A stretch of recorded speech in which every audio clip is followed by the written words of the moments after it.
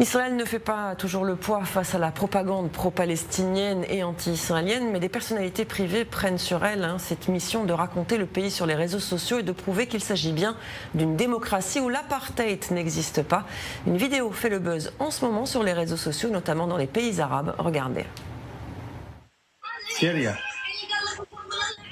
Voici Israël. Il n'y a pas d'apartheid. Tu vois des juifs comme ça en Syrie? C'est la Syrie. Il n'y a pas de hijab en Israël. Oui, ça c'est Israël. Je peux te montrer. Voici Tel Aviv. Ok, ici c'est Jaffa. Tu vois là, c'est Jaffa. Je vais te montrer. Ok, là ce sont des musulmans qui font la fête sur la plage de Tel Aviv. Et ça, c'est les hélicoptères de Tsahal là-bas. Et ça, tu vois, c'est Tel Aviv.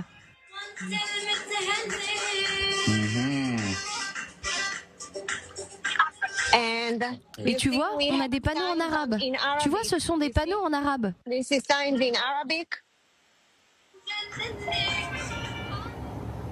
Celle qui est derrière cette vidéo TikTok, c'est Chéri Chilo. Bonsoir, merci d'avoir accepté d'être avec nous sur i24 News.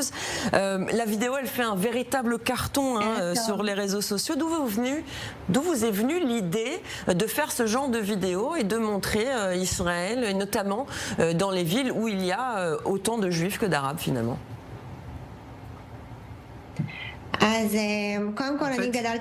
J'ai grandi à Haïfa à l'origine. Je me suis installée à Tel Aviv parce que je travaille ici. Et j'ai l'habitude de voir juifs et arabes toute ma vie. Je sais qu'Israël n'est pas un État d'apartheid. C'est un État qui respecte tous les citoyens de manière égalitaire.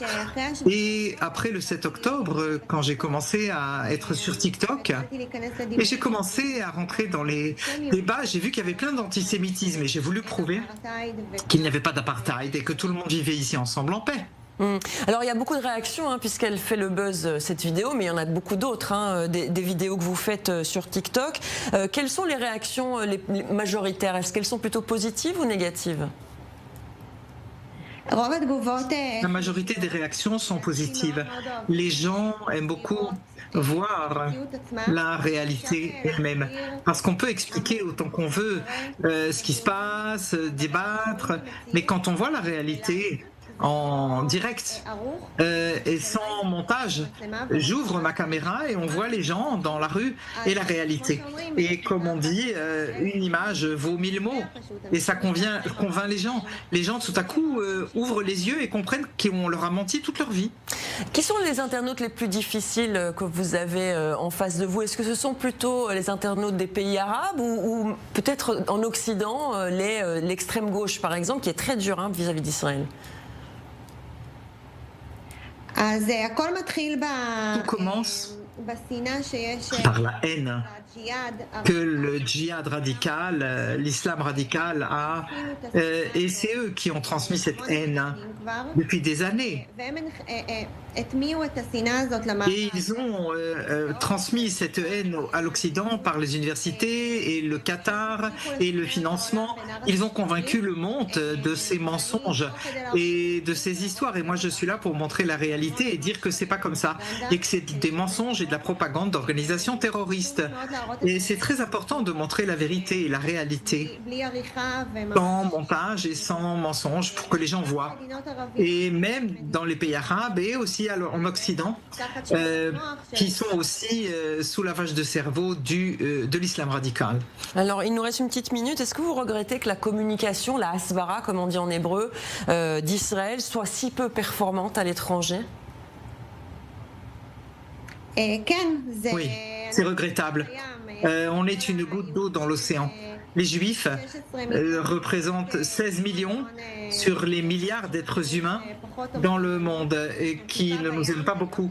On est une goutte d'eau dans l'océan et nous, la minorité, nous sommes ceux qui devons expliquer que tout ce qu'on veut, c'est vivre tranquillement. Et on a l'intention de conquérir personne. Tout ce qu'on veut, c'est vivre tranquillement dans notre pays. Et c'est très triste qu'on ne nous laisse pas tranquilles après tout ce qu'on a vécu dans la Shoah, après après ce qu'a vécu le peuple juif, on est enfin arrivé sur notre terre et les gens pourtant veulent encore nous tuer, nous détruire. C'est vraiment triste. C'est pour ça que je me bats. Alors justement, continuez. J'appelle évidemment nos téléspectateurs à vous suivre sur TikTok, notamment Chiri Chilo. Merci beaucoup pour ce que vous faites et merci pour cette interview.